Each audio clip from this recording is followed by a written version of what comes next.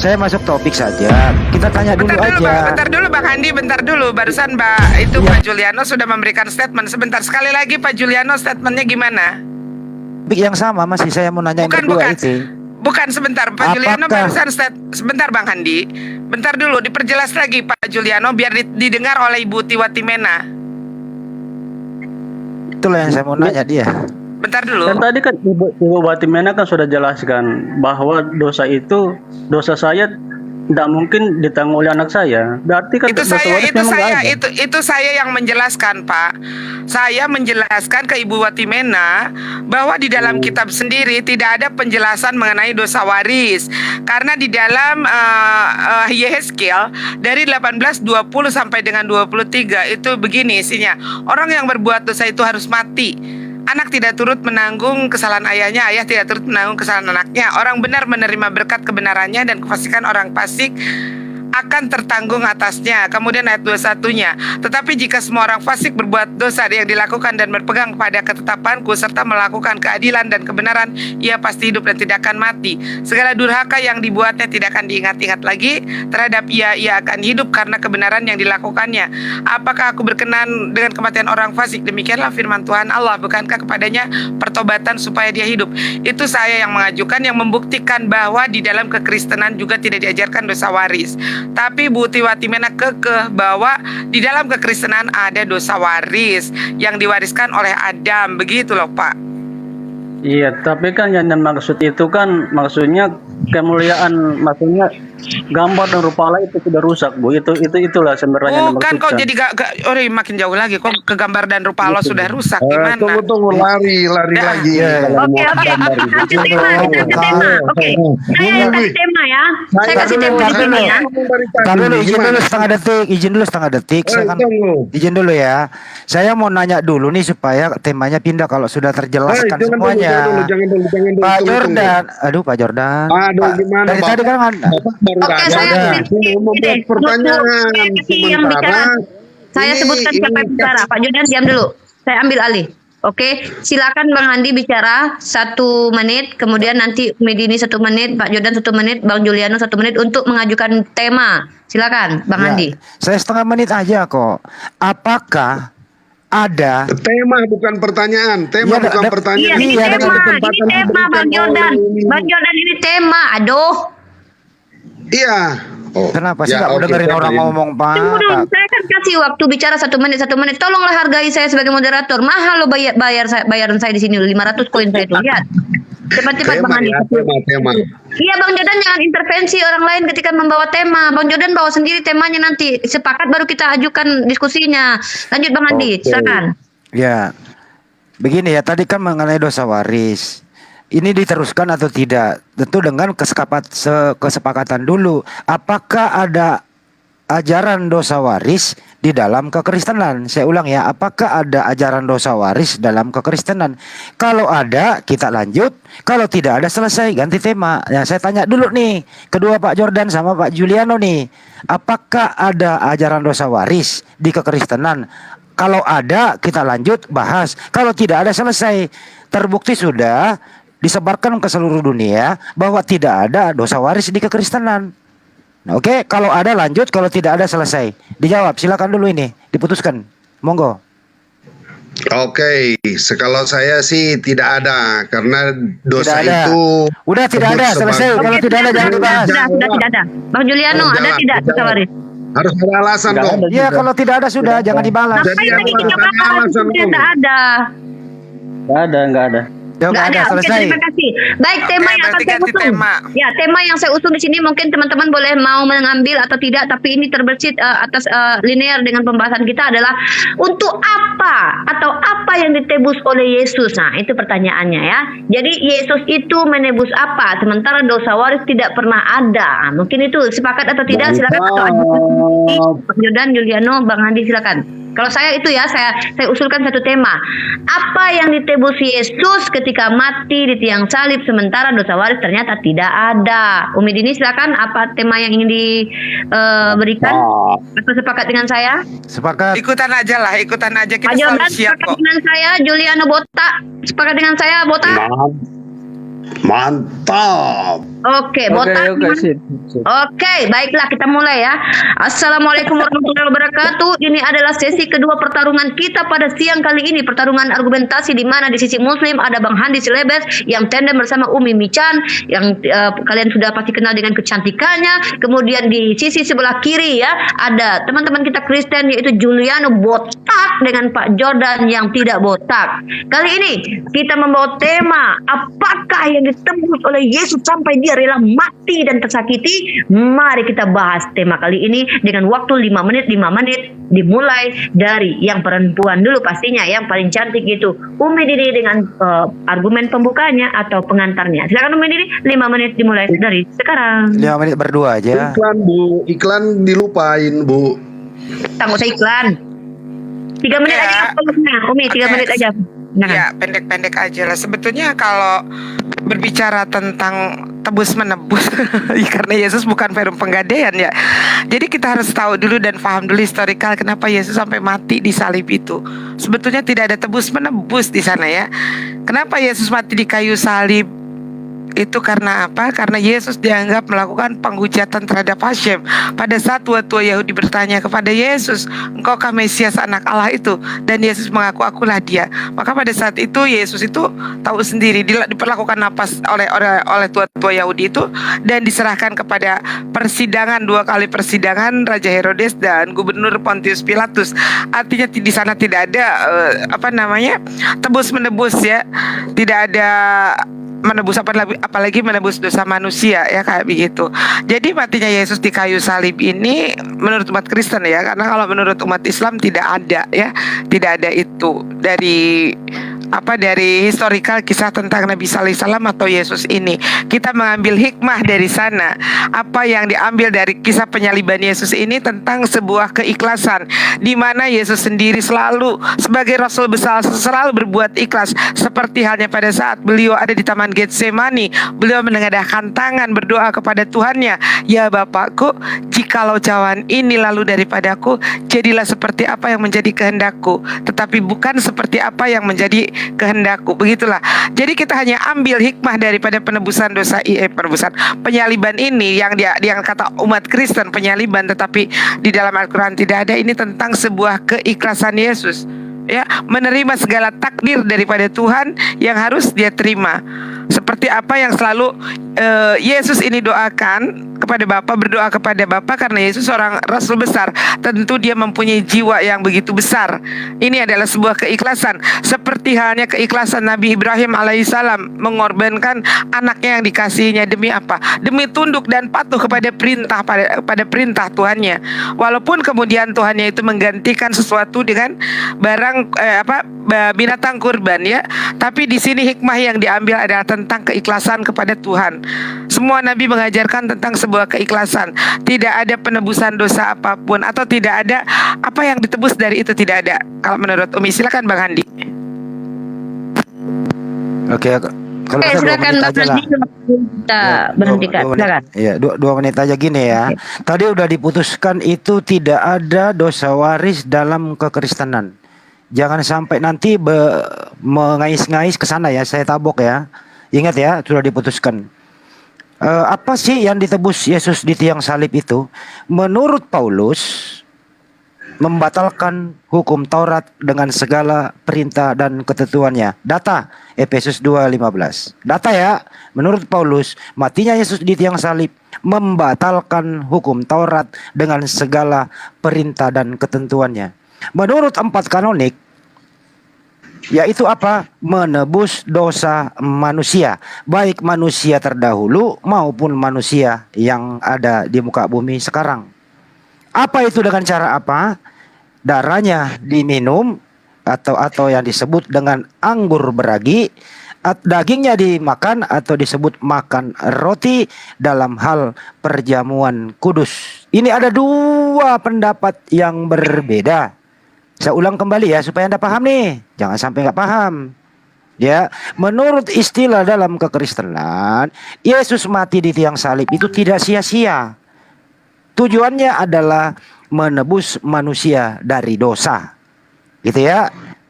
baik dosa yang terdahulu maupun dosa yang akan datang. Artinya apa? Anda menentang lagi penjelasan daripada Injil 4 kanonik itu. Di sana masih ada waris-warisan. Tapi kalau Paulus jelas, mudah-mudahan Anda ini nanti ngikuti Paulus saja dah daripada ribet. Ikuti Paulus saja bahwa Yesus mati di tiang salib tujuannya tidak ada lain kecuali membatalkan hukum Taurat. Efesus 2:15, dengan matinya dia sebagai manusia, ia telah membatalkan hukum Taurat dengan segala perintah dan ketentuannya. Kalau menurut yang lain masih ada dosa yang terdahulu, dosa yang sekarang, Yesus menebus dosa manusia. Yang mana yang mau dipegang? Mari kita maju bersama-sama. Lanjut. Terima kasih, 2 menit telah berlalu dan saya reset lagi waktunya, berhenti ya. Oke, sekarang waktu untuk teman-teman Kristen yaitu Pak Jordan yang non botak dengan Pak Juliano botak untuk menjabarkan kepada kita apakah yang ternyata ditebus oleh Yesus sementara dosa waris tidak ada. Apakah menebus apa gitu? Ya, silakan Pak Jordan dan Juliano botak untuk menjelaskan. Oke. Saya duluan ya Pak. Waktu kami berapa menit Bu Rifa?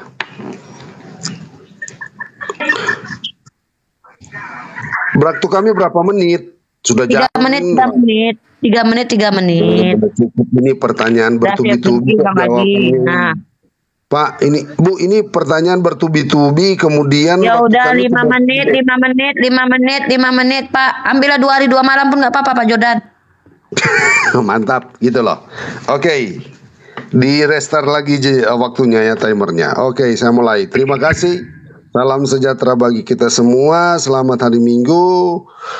Dan dalam diskusi ini kami akan menerangkan tentang dosa dan penebusan, yang dimana seringkali dosa itu seolah merupakan sebuah warisan ya, dikaitkan dengan penebusan. Apakah warisan itu ada kaitannya? Itu yang menjadi satu pertanyaan yang diajukan kepada kami dan kami berusaha untuk menjawab di sini. Kita ketahui bahwa ketika manusia jatuh dalam dosa, maka berlakulah Kejadian 6 ayat 5 ya. Kecenderungan manusia untuk selalu berbuat dosa. Jadi ini bukanlah dosa waris, sebab kaitannya pengertian kata dosa waris, maka dosa daripada Adam ditanggung oleh orang lain. Seharusnya dosa sendiri harus alami sendiri, jangan dilimpahkan kepada orang lain. Nah, jadi hubungan antara bapak dengan anak ya. Berbeda antara dosa kami dengan Yesus, lain lagi artinya ya. Nah, di sini tidak mengenal dosa waris, tetapi dosa itu seperti sebuah virus yang datang kepada Adam, dan ketika lahir keturunannya itu, maka yang lahir itu adalah cenderung untuk berbuat dosa. Maka di dalam Kejadian 6 ayat 5 itu jelas ya. Dan itu diperkuat lagi di dalam Roma 5 ayat 12 bahwa dosa itu telah menjalar kepada seluruh umat manusia. Ya, dan tidak ada orang yang mengatakan bahwa dia itu suci kudus. Dan itu dibuktikan ketika Yeremia dipanggil, diangkat oleh Tuhan untuk menjadi nabi. Di situ ternyata Yeremia ini masih di dalam kandungan, dia sudah memiliki dosa. Saya baca ya. Sebelum aku membentuk engkau dari rahim ibumu, aku telah mengenal engkau, dan sebelum engkau keluar dari kandungan, aku telah menguduskan engkau. Berarti di situ Yeremia masih di dalam kandungan itu sudah ada dosa. Yang disebut dosa di situ adalah kecenderungan untuk berbuat dosa. Ya, dan itu yang gagal paham akan merujuk kepada dosa waris. Dan ini bukan seperti itu ya. Jadi itu dosa yang menjalar ya. Kaitannya dengan penebusan Yesus, yaitu di mana dia datang untuk menebus dosa, yaitu ya dosa karena ketika manusia jatuh dalam dosa, maka mereka itu mati.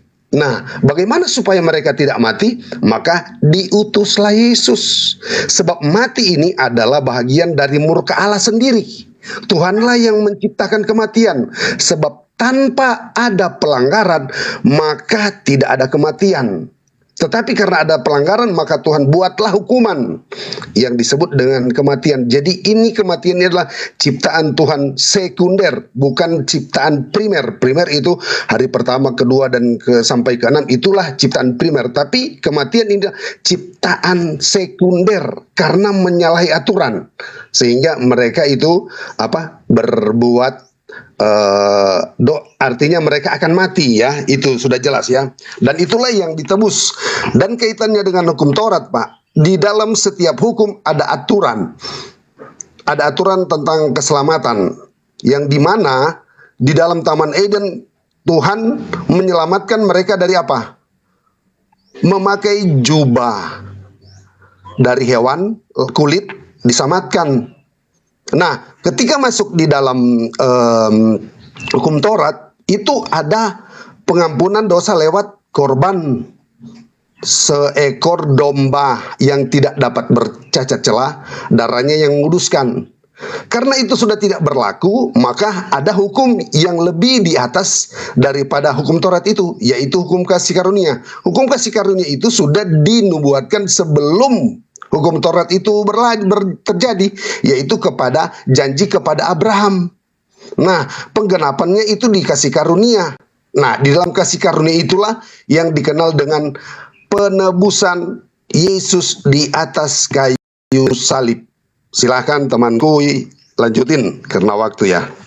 Oke, sebelum Bang Juliano Botak, saya mau mengajukan sama Bang Handi, apakah tetap jadi narasumber atau tukar tempat saya, Bang? Boleh sekali putaran dari saya. Oke, sekali putaran nanti baru kita tukar tempatnya. Silakan Bang Juliano Botak.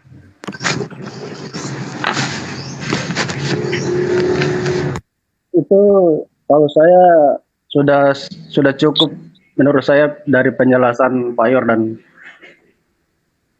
Oke, berarti Anda tidak mau menjelaskan apa-apa lagi ya, apa yang ditebus oleh Yesus gitu ya?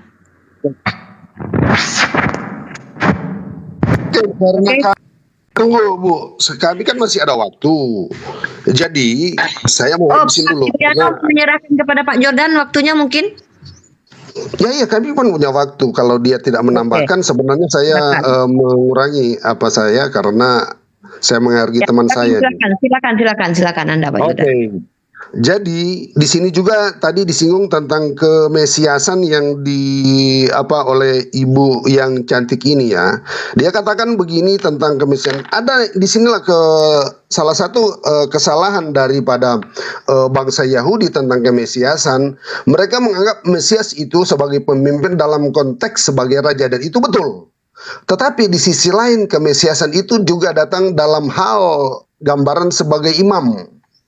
Dan inilah yang seringkali ketika mereka tidak tahu bagaimana Yesus datang untuk menebus dosa, mereka hanya mengharapkan supaya mereka bebas dari penjajahan. Pada akhirnya mereka menyalibkan Yesus karena mereka anggap bahwa Yesus gagal memimpin mereka untuk membuat negara mereka otonom atau berkuasa, yaitu perannya sebagai Mesias itu tidak terbukti menurut mereka. Itulah kegagal pahaman tentang Yahudi ini. Itu aja. Lanjut. Oke, baiklah, saya masih posisi moderator ya. Bagi teman-teman Kristen yang mungkin ingin menggantikan posisi Juliano Botak, silakan ajukan diri Anda ya, dan nanti host akan menggantinya. Karena saya rasa Bang Juliano Botak tidak cukup punya data untuk berdiskusi. Itu sih diturunkan atau bagaimana Bang Abu Hadid? Turun sendiri atau bagaimana? Sendiri. Oke, silakan teman-teman Kristen yang ingin memperkuat Pak Jordan, karena saya khawatir Pak Jordan sendirian di sini tidak mampu menangkis argumentasi dari kita umat Islam. Silakan Pak Raja Nenggolan tuh, Pak Ronald Nenggolan. Silakan Pak Ronald Nenggolan untuk naik ke atas ya, kita tunggu ya untuk menjelaskan doktrin ya. Kali ini Umi Dini dan Bang Handi sudah mendapatkan informasi bahwa dosa waris ternyata tidak ada. Dan pertanyaan kita yang menjadi diskusi kita kali ini adalah apa ternyata yang ditebus oleh Yesus. Jadi kita harap on the point ya, strike on the point, jangan bertele-tele, jangan ngambang seperti si kuning, jelas-jelas gitu, karena kita sedang mengedukasi, ada 4.500.000 orang yang menonton kita. Silakan kepada siapa lagi nih, Umi Dini dan Bang Handi, silakan bergantian siapa saja, boleh duluan Bang Handi atau Umi Dini. Saya dulu ya Umi ya. Saya Oke, nggak lama. silakan Bang Handi Slebet Iya. sebelum cek nih Habis, kita. habis ini saya cuma 1 menit paling. Habis ini ke Uni Ripa. Jadi gini ya. Hari ini hari Ahad ya. Kristen di sini sudah mengikrarkan janji, sudah distempel bahwa di Kristen itu tidak ada dosa waris. Yang ada dalam Yesus di tiang salib itu menurut Paulus hukum Taurat dibatalkan. Tapi sayangnya di tempat lain masih ada. Galatia 4 kira-kira yang telah menyerahkan dirinya karena dosa kita. Masih ada penembusan dosa di tiang salib. Di samping dengan darahnya yang berupa anggur yang beragi dan dagingnya yang berupa roti. Yang menjadi problem di sini bro semua ya. Galatia 3:13. Siapapun yang tergantung di tiang salib pasti terkutuk. Jadi menurut saya, menurut Paulus gitu ya, Yesus itu terkutuk di tiang salib. Ada 2 intinya menurut Paulus. Membatalkan hukum Taurat sekaligus juga menebus dosa. Itu dari saya. Dan terakhir adalah kalau memang masih Pak Jordan masih mengais-ngais sudah menyatakan dosa waris tidak ada tapi masih seakan-akan ada. Tolong nanti diberi penjelasan. Apakah bayi Kristen yang baru lahir itu punya dosa atau tidak? Ini kita kuncinya di sini nih, ini di Ripa teman-teman ya. Apakah bayi Kristen itu punya dosa atau tidak? Kalau punya berarti masih punya dosa waris. Kalau tidak punya berarti clear di sini tidak ada dosa waris. Terima kasih gantian Uni Ripa lanjut sama Umi Dini. Makasih. Bang Handi tolong ambil alih jadi moderator ya. Kita juga punya 2 teman Kristen di sini. Maka Umi ini dengan saya lagi tandem pada kali ini. Oke, silakan Bang Handi di buku alih. Waktunya di ini aja, saya nggak ada timer nih. Ada Umi Ripa ya? timer. Oke. Waktunya kita yang bicara ya nih ya. Iya, Iya, iya. silakan. Umi Ripa kalau waktunya sampai ngomong ya. Oke. Silakan. Waktu timer dong, gimana sih nggak dikasih Ini tahu? pakai timer. Cuman Ini. ini pakai timer. Pakai timer ini teman-teman. Pak, tolong kalau pakai di timer ini waktu mereka jangan dipotong. Nanti selesainya baru diatur gimana teknisnya. Pak dari Jordan ini pihak kok cerewet muslim kali, gitu nggak loh. ada yang kayak gitu tadi. Ini dikasih timer loh semua. Bang Andi cuma minta berapa menit. Aneh Pak Jordan ini lah. Kami loh room muslim ini loh paling adil. Bapak coba lah main ke room Kristen. Mana ada timer sama moderator kayak gini. Udah dikasih hati minta ampel lah pula ya. Ini udah dikasih timer. Udah langsung ke topik aja udah stop. Aku moderatorin. Banyak kali komplainnya dari tadi. Stop, aku moderatorin Pak Jordan. Bu Rifa, Ya. itu Pak Andi sudah ngomong tapi kenapa itu masih kosong-kosong? Sudah berapa menit dia Sudah bicara di-reset tapi masih tadi. kosong-kosong? Jadi reset. Astagfirullahaladzim. Saya udah selesai. Ya Allah. Saya nggak nyampe 2 Bang menit. Hadi Pak. mau tuker Selesai, jadi Bang. moderator. Bang Andi Pak Jordan tukeran mah, ih. tempat Pak Jordan. Saya moderator, pembicara sekarang Uni Ripa sama Ibu Dini. Ya, temernya diingatkan sama Uni Saya nggak Ripa. mungkin juga. Oh, jadi Saya ini buka di terus over, camnya. sudah langsung Karena saya over. mau Sudah beraktivitas juga. Iya. Jadi maksudnya gini Bu Rifa, apa ini sudah di over? Astagfirullahaladzim. Pak Jordan banyak ngomong banget sih. Pak Jordan. Buang waktu ah. Dilanjut Umi Dini, ya, 5 menit. silakan Umi Dini. Lanjut. Oke, sebetulnya penebusan dosa dalam agama Kristen ini merupakan salah satu pokok ya, salah satu pokok ajaran utama kekristenan. Sebab apa? Sebab umat Kristen ini yakin bahwa kematian Yesus di kayu salib itu adalah dalam rangka menebus dosa-dosa manusia. Sebab tanpa kematian Yesus nih tidak ada penebusan dosa buat umat Kristen. Nah, oleh sebab itu mereka ini sangat yakin, sangat ngotot ya bahwa Yesus adalah sang juru selamat penebus dosa. Menjadi pertanyaan kita, benarkah Yesus ini adalah sang juru selamat penebus dosa? Apakah ajaran penebus dosa diajarkan oleh Injil atau oleh Yesus? Tadi sudah terjawab ya, tidak. Nah, dosa menurut Alkitab berawal dari ini kejatuhan Adam menurut mereka. Ketika memakan buah terlarang dalam pandangan Bible, upah dosa adalah maut. Maka menurut logika Paulus yang masih terpengaruh dengan ajaran paganisme zaman dulu, menurut perjanjian lama, apabila mereka telah banyak berbuat dosa, maka harus menyembelih hewan seperti sapi, domba dan sebagainya, termasuk hewan yang termasuk ke dalam hewan-hewan kurban untuk penebusan dosa. Mereka percaya bahwa darah hewan bisa mensucikan mereka, sebagaimana tertulis di dalam kitabnya orang-orang Yahudi di dalam Imamat pasal 17 ayat 11, karena nyawa makhluk ada di dalam darahnya dan aku telah memberikan darah itu kepadamu di atas mezbah untuk mengadakan perdamaian bagi nyawamu, karena darah mengadakan perdamaian dengan perantara nyawa. Kemudian tentang Imamat 16 ayat 11, Harun harus mempersembahkan lembu jantan yang akan ia harus menjadi korban penghapusan dosa baginya sendiri, dan mengadakan perdamaian baginya bagi keluarganya dengan cara menyembelih lembu jantan. Nah, ini ajaran penebusan dosa dengan darah nyawa binatang. Ini sangat mempengaruhi Paulus, sebab dia hidup di zaman kepercayaan agama kafir kuno dulu, di zaman agamanya ajaran paganisme.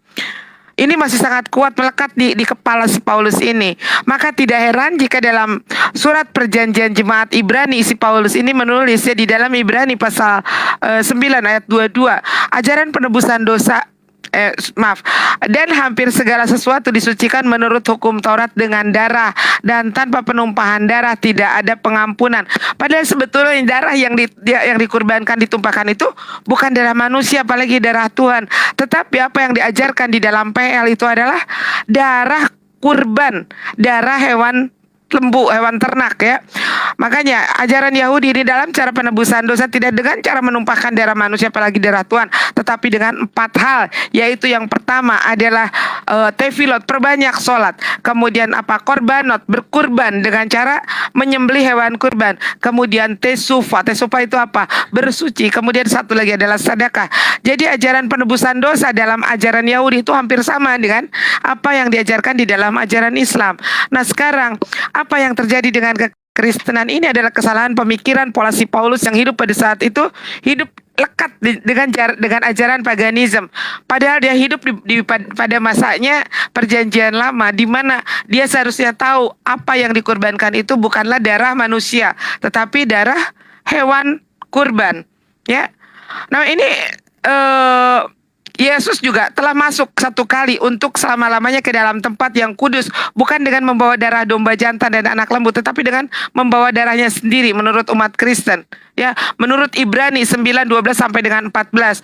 Ini yang namanya Paulus yang seorang membawa ajaran Yunani kuno atau ajaran pagan Yunani, paganisme Yunani.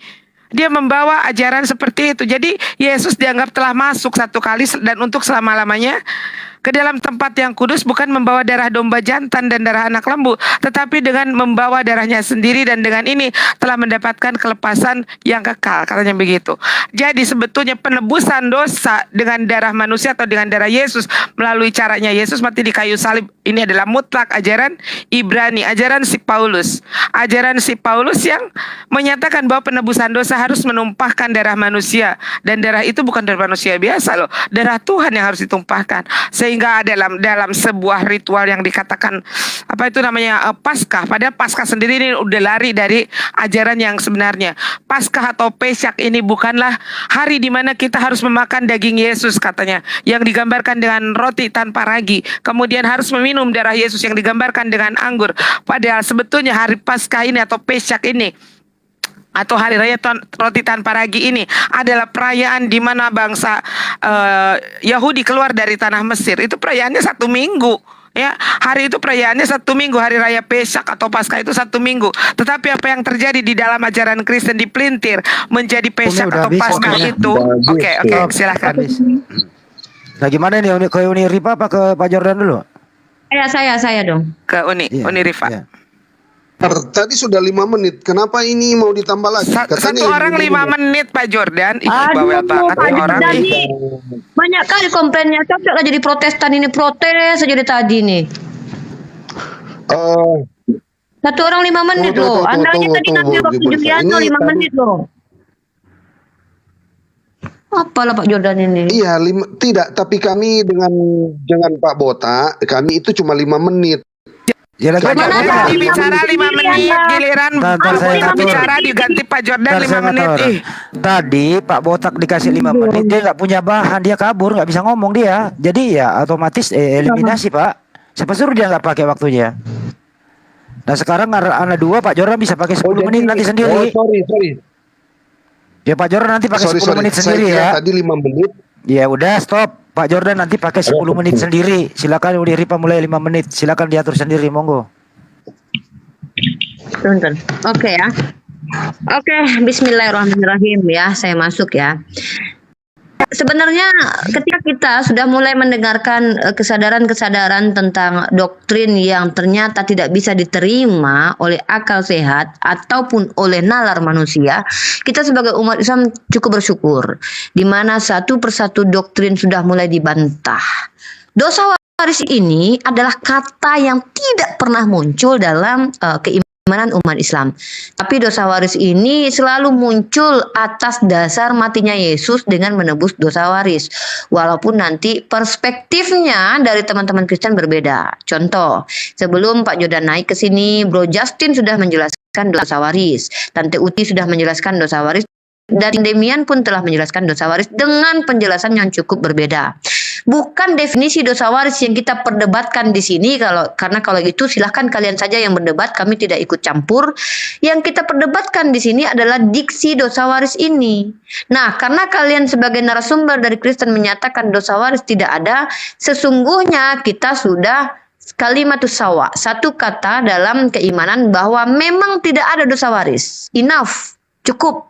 Nah, yang menjadi polemik selanjutnya adalah lalu untuk apa Yesus mati di tiang salib? Itu kan yang kita angkat tema pada kali ini. Nah, Bang Handi tadi sudah mengutip bahwa menurut Paulus bahwa dengan matinya Yesus telah batallah hukum Torah, maka bisa disimpulkan bahwa Yesus mati untuk membatalkan hukum Torah. Kata siapa? Paulus.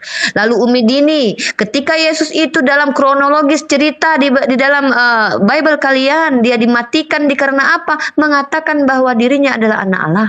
Lalu dia dituduh menghujat Tuhan sampai dia dibunuh karena dia dianggap menista Tuhan.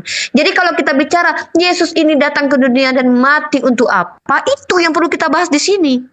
Nah, baiklah ya. Saya tidak akan belum menjawab karena kita masih panjang perjalanan dalam ranah diskusi. Cuman saya akan membawakan beberapa ayat ya dalam kitab teman-teman Kristen sendiri untuk pertimbangan penjelasan teman-teman Kristen, yaitu Pak Jordan dan Bang Kenzo. Dalam Yeskiel pasal 18 nomor 20, orang yang berbuat dosa itu yang harus mati. Anak tidak akan turut menanggung kesalahan ayahnya dan ayah tidak akan turut menanggung kesalahan anaknya. Orang benar akan menerima berkat kebenarannya. Ingat, saya tidak mempermasalahkan diksi di atas ya, yang berbuat dosa itu bantahan dosa waris, tapi yang poin paragraf selanjutnya. Orang benar akan menerima berkat kebenarannya dan kefasikan orang fasik akan tertanggung atasnya. Bukan sebaliknya ya.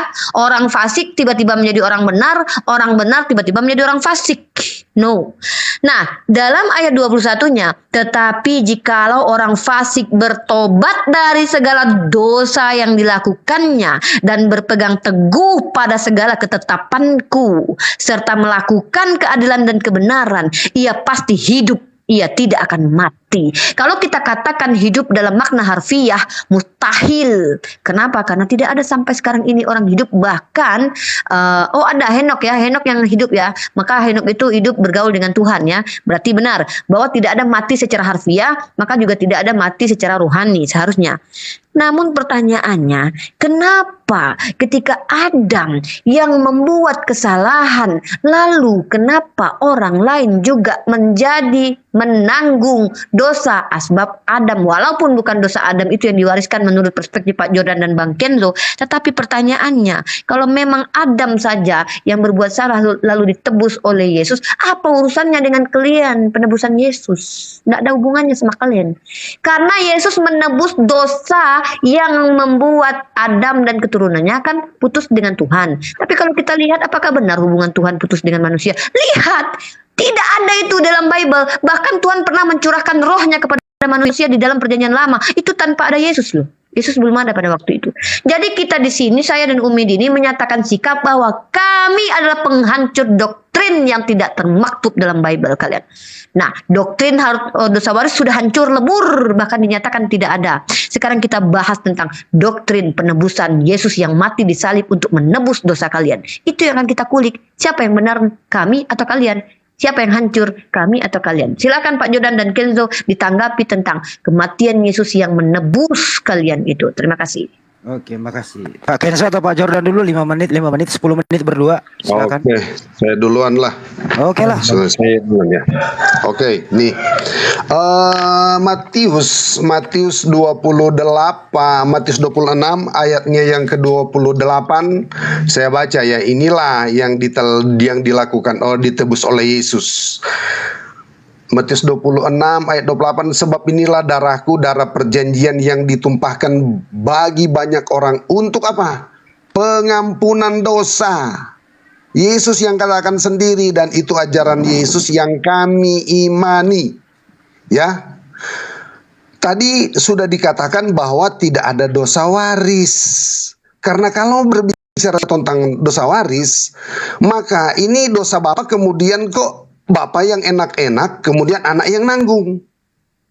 Nah, itu yang disebut dosa waris. Seperti itukah yang kalian tuduhkan kepada kami? Sehingga satu pertanyaan saya yaitu sebenarnya apa sih yang disebut dengan dosa waris tadi selalu digembor-gemborkan tadi ini? Saya ingin menelusuri arti kata dosa waris yang dikatakan oleh Umi Dini tadi. Coba terangkan kepada saya. Saya sudah katakan dosa waris yang ada hubungannya, misalnya orang tua yang berdosa kemudian ada yang nanggung. Itu tidak ada kan seperti itu. Nah, sekarang kalau ada dosa waris, coba uraikan dosa waris seperti apa itu. Supaya kami tidak gagal paham menjawab ini. Dari pertanyaan saya sudah membanggongkan, apalagi mau menjawab ini ya. Jadi yang ditebus oleh Yesus adalah dosa individu. Individu itu tercipta karena apa? Karena manusia ketika Adam jatuh ke dalam dosa, maka setiap individu manusia itu punya hak, katakanlah sudah terkodrat di situ bahwa dia akan melakukan dosa. Maka itu yang saya katakan di dalam Roma 12 itu menjalar. Dosa itu menjalar kepada manusia, kepada keturunan seperti virus. Jadi antara Adam dan keturunannya itu bukan berbicara tentang dosa waris. Kalau dosa waris itu ada hubungannya dengan apa? Hukuman. Tetapi kalau berbicara tentang menjalar, itu adalah karakter dosa daripada apa? Itu akan terkena ya, terinfeksi gitu loh. Menjalar kepada keturunannya. Jadi pengertian dosa waris dengan menjalar itu berbeda. Kenapa lagi mau dibahas itu? Nah, dosa individu inilah karena waktu kami kok kenapa Pak Andi ini kepanasan ini? Enggak ketutup. Lanjut. Makanya oke, di mute aja supaya tidak mengganggu konsentrasi kami ya. Jadi di situ produk individu seseorang, anak saya kalau dia lahir, dia akan berbuat dosa itu karena virus itu yang telah menjalar. Sehingga ketika pertumbuhan dewasanya itu, dia akan bertumbuh dan akan pasti, dan sudah pasti akan berbuat dosa gitu. Itu loh, itu yang disebut dengan menjalar ya. Dosa yang menjalar. Maka pertanyaan saya sekali lagi, apa sih maunya kalian untuk menerangkan dosa waris itu seperti apa? Padahal sudah berkali-kali dikatakan itu.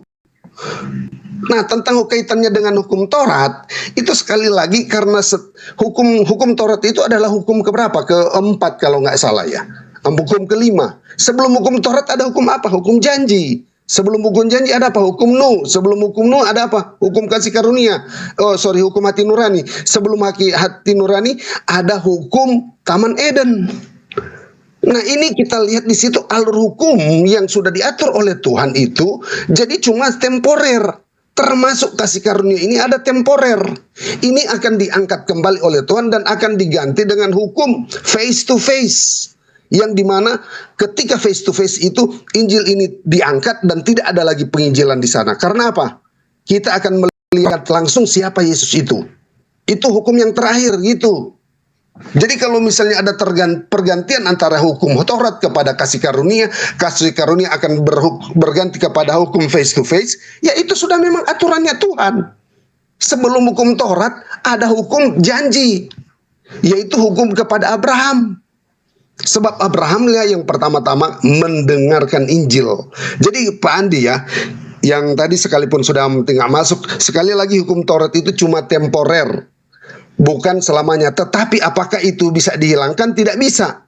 Karena 10 hukum itu tetap berlangsung karena Yesus menyempurnakan tentang salah satunya kriteria dosa. Kalau membunuh baru dikatakan dosa. Tetapi bagi kami berniat saja, membenci saja sudah itu dosa. Jadi itu disempurnakan seperti itu loh pengertiannya.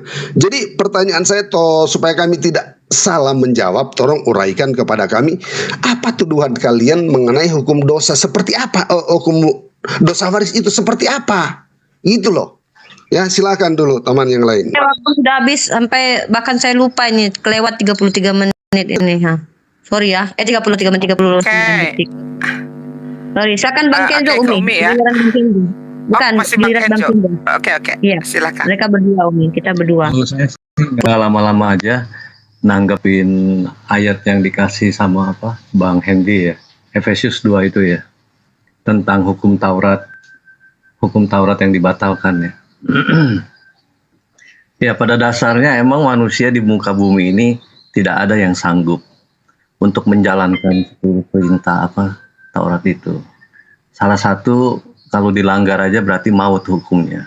Makanya karya penebusan Tuhan itu ya di atas kayu salib itu untuk membatalkan kan hukum Taurat itu dengan segala perintah dan ketentuannya untuk menciptakan keduanya menjadi satu manusia baru di dalam dirinya, dan dengan itu mengadakan damai sejahtera. Itu aja sih.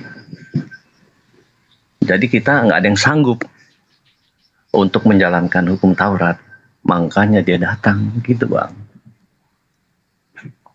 Itu aja sih Bang. Dipakai waktunya 5 menit Pak. Udah. Ntar Pak Jordan protes lagi. Ya. Lebih ditekankan Bang Kenzo, lebih ditekankan. Sorry saya barusan nggak fokus. Lebih ditekankan, waktu Anda masih banyak. Silakan. Gimana Bu ditekaninnya Bu? Lebih digamblangkan, maksudnya gimana?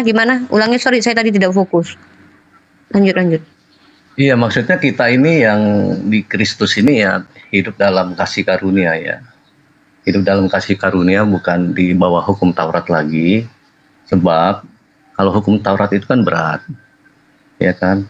Nggak ada yang sanggup untuk melakukan 10 itu, nggak ada yang sanggup. Makanya dia datang dengan karya penebusannya itu ya untuk hidup dalam kasih karunia. Ya kan? Itu aja sih Bu penekanannya. Oke. Jadi korelasinya dengan penebusan Yesus itu bisa dijelaskan nggak? Karena tema kita apa yang ditebus oleh Yesus. Gitu. Ya itu dosa kita lah Bu. Dari hukum Taurat itu yang kita melakukan, nggak sanggup melakukan itu ya masuk dalam dia, dipersatukan oleh dia gitu Bu. Oke, Umi Dini ditangkap ya, biar kita bisa menanggapi Umi Dini ya. Oke, sudah selesai atau mau dilanjut? Masih ada 3 menit lagi waktu Anda. Udah cukup Bu. Tapi dianggap nggak adil nih. Iya. Cukup. Dengerin sendiri Pak Jordan nggak dipakai kami semua. Ya. Nanti waktu kami lagi. Ya udah Umi Dini lanjut 5 menit. Umi Dini silakan Umi kita. Oke ya, Umi akan kritik lagi nih masalah Pak Jordan. Pak Jordan itu makanya tadi sebelum masuk disimak, bukan kita yang membahas tentang dosa waris, justru kita menyangkal adanya dosa waris Pak.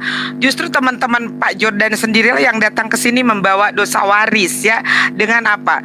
Dengan membawa konsep penebusan dosa waris dalam agama Kristen ini merupakan salah satu ajaran pokok agama Kristen. Sebab umat Kristen yakin bahwa kematian Yesus di kayu salib adalah dalam rangka penebusan dosa. Ini diambil dari mana? Dari Roma pasal 5 ayat 12. Ya, di sini dikatakan sebab semua itu sama seperti dosa telah masuk ke dalam dunia ini oleh satu orang, dan oleh dosa itu juga maut. Dan oleh dosa itu juga maut, demikianlah maut itu telah menjalar kepada semua orang karena semua orang telah berbuat dosa. Kalau kita baca dari full life-nya di sini, dalam kejatuhan Adam, nah Adam lagi yang disalahkan. Dosa sebagai prinsip atau kuasa yang aktif memasuki umat manusia. Ini ada di Roma pasal 5 ayat 17, pasal 19, Kejadian 3 1 sampai 224, 1 Korintus. Jadi di PB ini dosa waris ini semua dijatuhkan kepada Adam, dipersalahkan kepada Adam. Sedangkan Umi justru membantah pernyataan yang membagongkan itu, Pak Jordan. Karena Umi membawa di sini Yehezkiel dari 18:21 sampai dengan 23 tidak ada dosa waris. Orang yang berbuat dosa itu yang akan menanggung mati.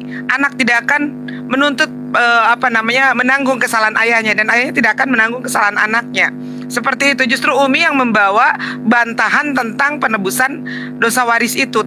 Tentang dosa waris itu, bukan penebusan, tentang dosa waris itu. Yang berbicara tentang dosa waris itu justru ada dari pihak Pak Jordan. Kita membantah adanya dosa waris, sehingga kenapa Umi sampai bertanya, mana tolong Yesus mengajarkan enggak tentang dosa waris ini? Dan mereka tidak menjawab. Dan mereka mengatakan Yesus memang tidak mengajarkan. Kenapa kalau tidak mengajarkan justru menambah-nambahkan? Kalau Yesus tidak mengajarkan, kenapa kalian menambahkan dengan memasukkan Roma pasal 15 ayat 5 ayat 12? Bukankah kalian mengakui bahwa kalian pengikut Kristus? Kenapa yang dipakai Roma 5 ayat 12? Justru yang mengajarkan dosa waris itu datangnya dari Paulus. Yang Umi minta, buktikan kalau kalian pengikut Kristus, buktikan kalau Kristus mengajarkan dosa waris. Dan mereka mengatakan tidak ada. Lalu kenapa harus ditambahkan? Yesus mengatakan jangan menambahkan dan mengurangi, karena itu akan ada hukumannya dan kalian akan dicap sebagai pendusta. Jadi tidak ada di dalam pembicaraan tadi kita ini berbicara tentang dosa waris, menjelaskan dosa waris. Justru yang menjelaskan dosa waris itu datangnya dari pihak Pak Jordan. Kita membantah, makanya didengar dulu sebelum masuk di sini. Malah Pak Jordan menyatakan pernyataan yang membagongkan itu datangnya dari kita, kan terbalik. Ya kan? Kita justru membantah pernyataan itu bahwa Yesus tidak pernah mengajarkan dosa waris. Bahkan Yesaya, Hosea sendiri tidak pernah mengajarkan dosa waris. Yehezkiel juga tidak mengajarkan dosa waris. Jadi satu-satunya yang mengajarkan dosa waris adalah Paulus di dalam Roma 5 ayat 12. Begitu Pak Jordan. Ya, kita membantah di sini, bukan kita yang menyatakan bahwa ada dosa waris dalam kekristenan seperti ini. Tidak. Kita membantah bahwa dalam kekristenan tidak pernah mengajarkan, bukan kekristenan ya, para nabi sebelumnya juga Yesus tidak pernah mengajarkan dosa waris. Mereka yang berbuat, mereka yang harus menanggung dosanya. Mereka yang berbuat dosa, mereka yang harus mati. Mereka yang bertaubat, mereka akan hidup dan tidak akan mati. Karena di dalam ajaran Yahudi sendiri, Yesus sebagai seorang Yahudi, ya, tidak ada pernah ada dosa waris. Pertaubatan menurut mereka bukan dengan cara mewariskan dosa, tetapi dengan cara bertaubat. Bagaimana dan apa caranya mereka bertaubat? Melakukan empat hal, yaitu pertama adalah tefilot, kemudian tesofa, kemudian korbanot dan sadakah. Hampir sama ini cara penebusan dosa ini dengan apa yang diajarkan di dalam Islam. Perbanyak sholat, perbanyak sedekah, bersuci dan berkurban. Itulah penebusan dosa di kalangan Yahudi. Dan di dalam umat Islam pun kurang lebih sama seperti itu. Perbanyak sholat artinya perbanyak bertaubat, lakukan taubatan nasuha. Perbanyak sedekah, bersedekahlah, karena itu akan membuat dosa kita terhapuskan atau berkurang, minimal berkurang. Kemudian apalagi tesufa, bersuci, itu salah satu termasuk ke dalam pertobatan cara Yahudi. Kemudian apalagi korbanot ya, korbanot, tefilah, tesufa dan sadakah. Seperti itu Pak Jordan. Jadi kami tidak membawa konsep dosa waris ke dalam diskusi ini. Justru yang membawa konsep dosa waris adalah Demian, si Justin sama Uti Watimena, dan kita bantah bahwa Yesus pun tidak mengajarkan dosa waris. Yesaya, Yehezkiel, Hosea juga tidak mengajarkan dosa waris. Satu-satunya yang mengajarkan dosa waris adalah Paulus. Makanya makanya Yesus udah habis. Oke, silakan. Uni, Pak.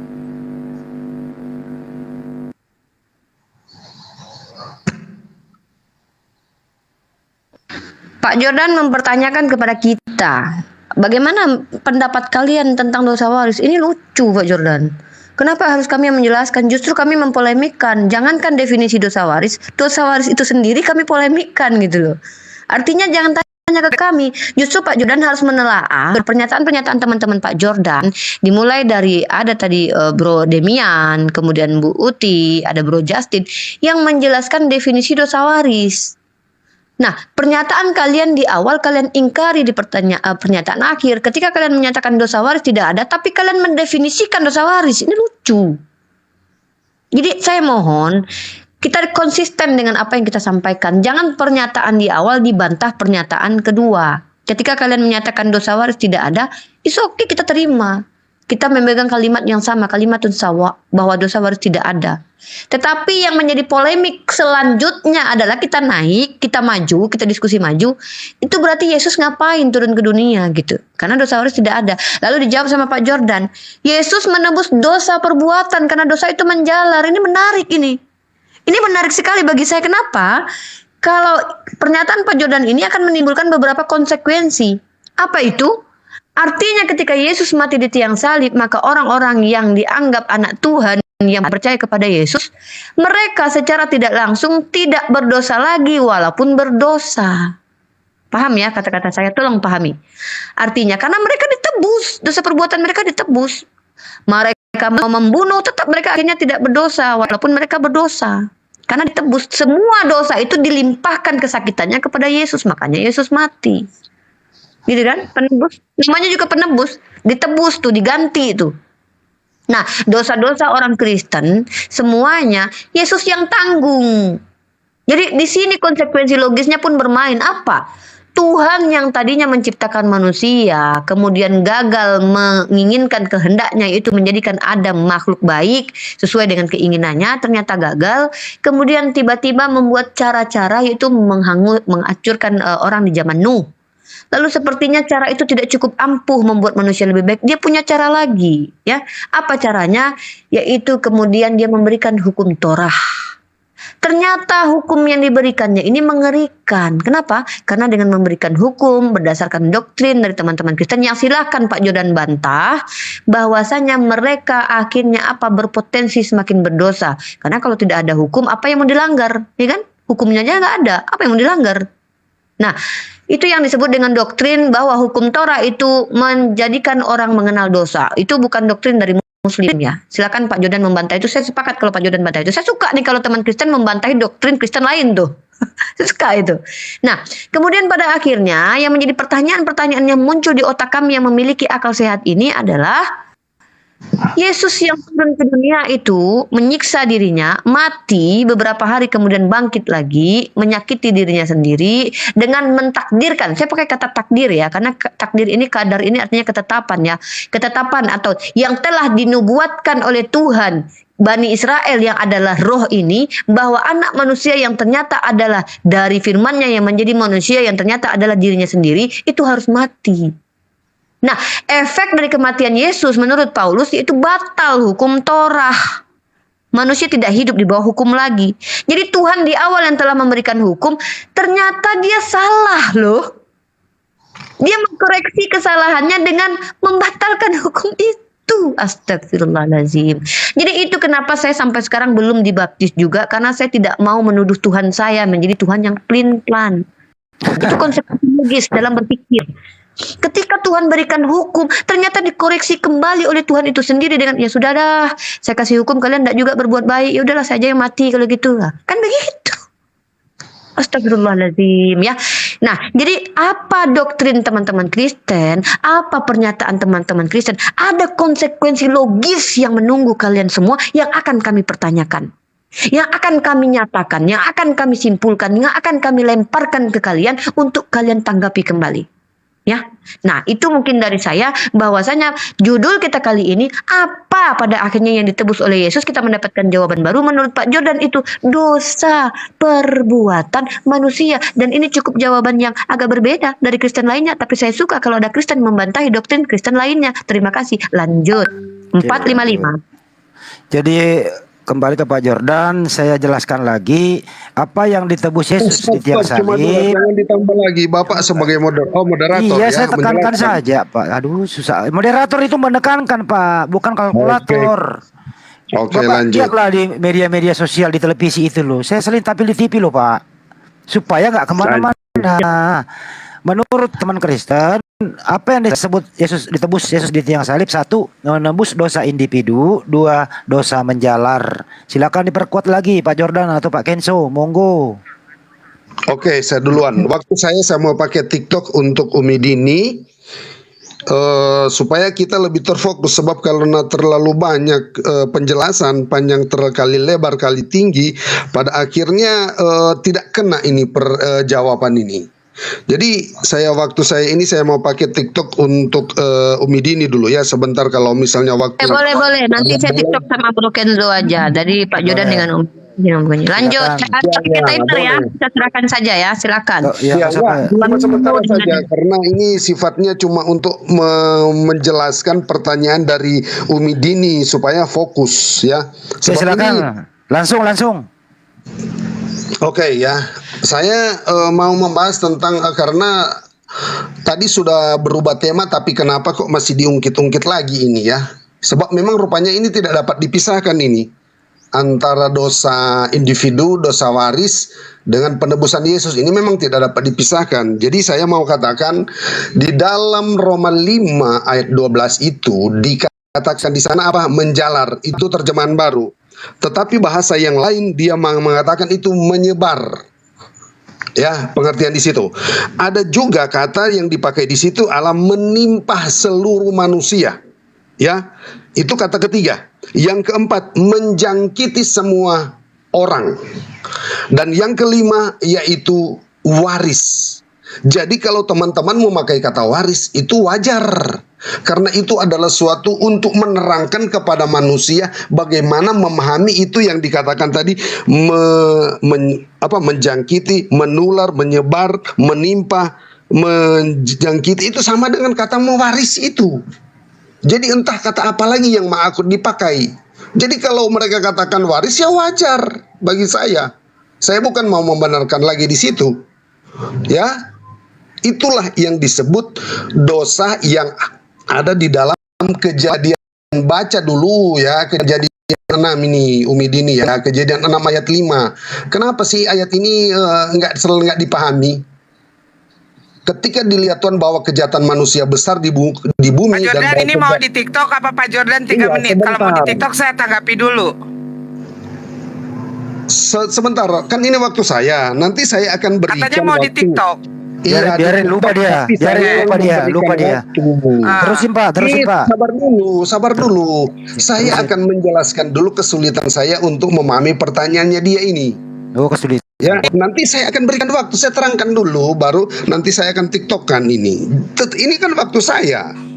Nanti saya akan tanya itu. Ketika dilihat Tuhan bahwa kejahatan manusia besar di bumi dan bahwa segala kecenderungan hati selalu membuahkan kejahatan. Inilah yang disebut dengan waris, menjalar, menyebar, menimpa, menjangkiti. Loh. Silakan. Waktu Ibu cantik sekarang ini. Oke, Pak Jordan ini mendengar nggak pernyataan saya? Saya tidak pernah membahas tentang dosa waris. Justru yang membahas tentang dosa waris itu adalah teman Anda sendiri dengan menggunakan Roma pasal 5 ayat 12. Kita hanya membantah sekali lagi. Yang membawa perihal dosa waris itu ya kalian. Pak Jordan sendiri tadi di awal masuk, saya setuju tidak ada dosa waris. Sekarang kenapa berubah lagi? Bahwa dosa waris itu wajar. Nah ini yang konsisten dong kalau berbicara. Ya, sementara di sini saya sendiri. Ini waktu saya sudah cukup, jangan terlalu melebar supaya poinnya kita batasi ya, supaya batasi.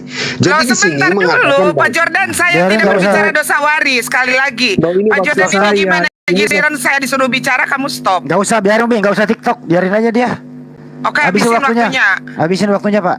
Silakan Pak, habisin. Iya, jadi di sini saya katakan mengenai menerangkan dosa waris itu dari kata menjalar, menyebar, menutupi, menjangkiti. Nah sekarang kalau itu di dalam terjemahan baru dia pakai menyebar. Nah sekarang kalau itu misalnya menjangkiti, nah apakah itu mau dipersalahkan lagi? Dan kalaupun mereka mengatakan itu waris, ya nggak masalah bagi saya.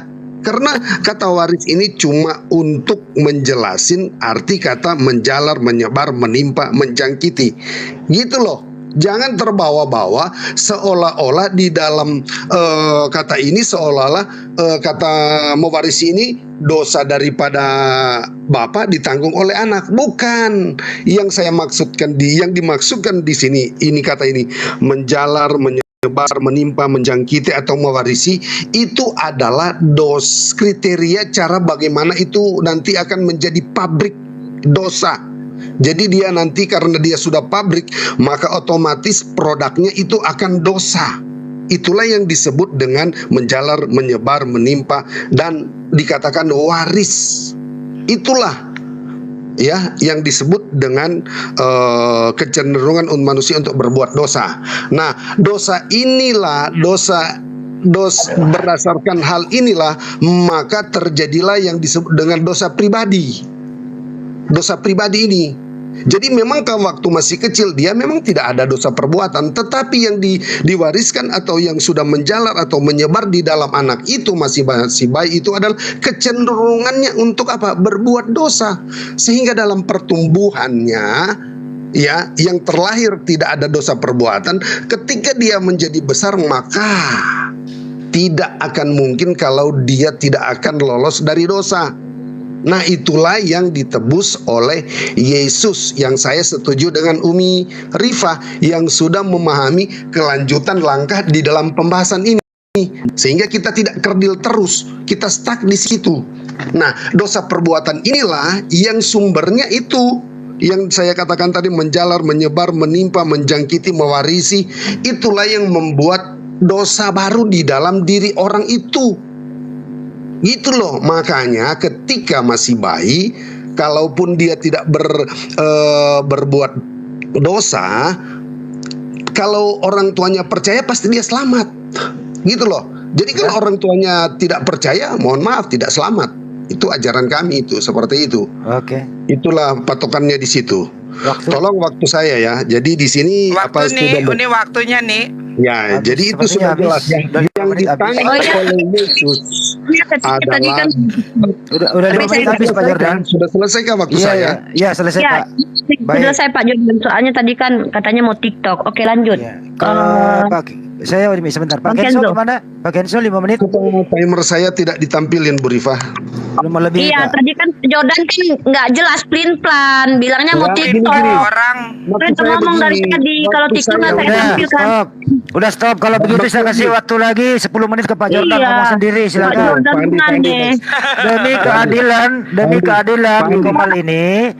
Saya sebentar begini. Pak Jordan, saya moderator.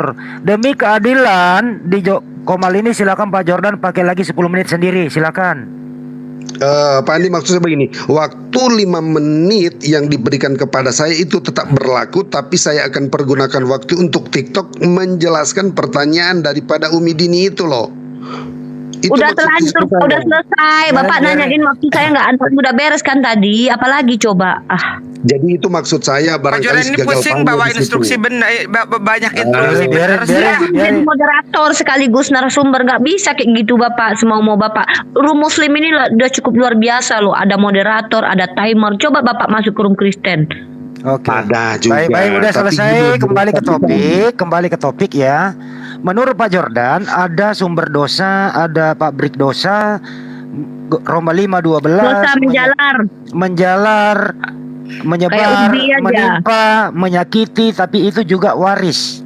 Artinya Pak Jordan dari awal tidak mau membahas dosa waris, tapi di Roma 5:12 masih ada dosa waris yang menjalar.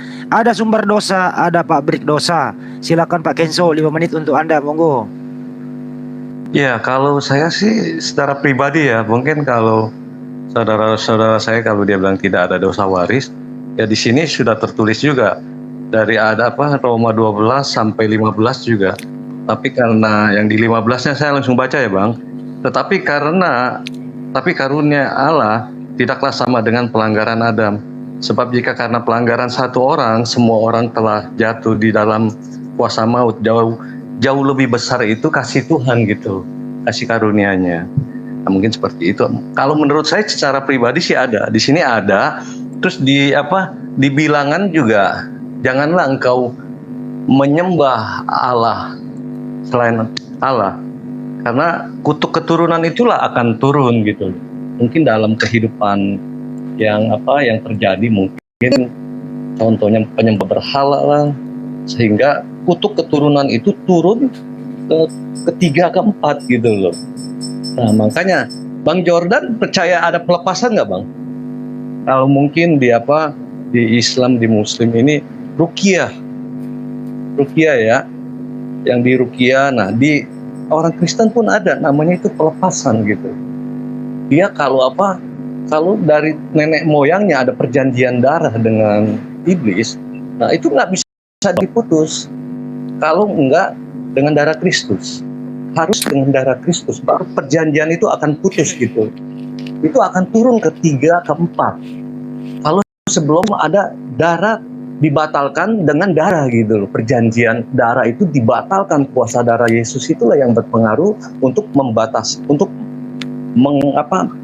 menetral perjanjian darah itu. Seperti itu yang di Bilangan ya, yang di Bilangan 20 ayat 5 mungkin arahnya ke sana gitu loh. Nah, dosa waris itulah yang orang tua yang berbuat, anak yang tanggung.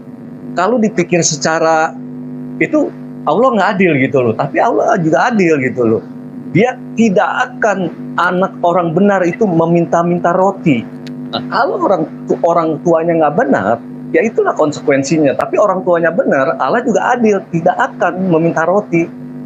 Anak-anaknya pun akan diberkatin cucu-cucunya semuanya. Itu aja sih, Bang. Nggak dipakai waktunya Pak, masih ada? Pak Jordan nggak dihabisi? Cukup Bang. Oke cukup. Kalau sebelum pindah ke Umi Dini, menurut Pak Jordan, Anda mengenal dosa waris atau tidak? Kalau Pak Jordan itu tidak mengenal dosa waris, kalau Pak Kenso dosa waris menurut Anda masih dipakai atau tidak? Masih ada. Masih ada dosa waris. Artinya Pak Kenso, ya udah selesai Pak, udah. Pak Kenso masih dosa waris. Sebentar Pak. Kan Abang udah. Iya Abang udah. Ini moderator ambil alih. Pak Kenso masih ada dosa waris.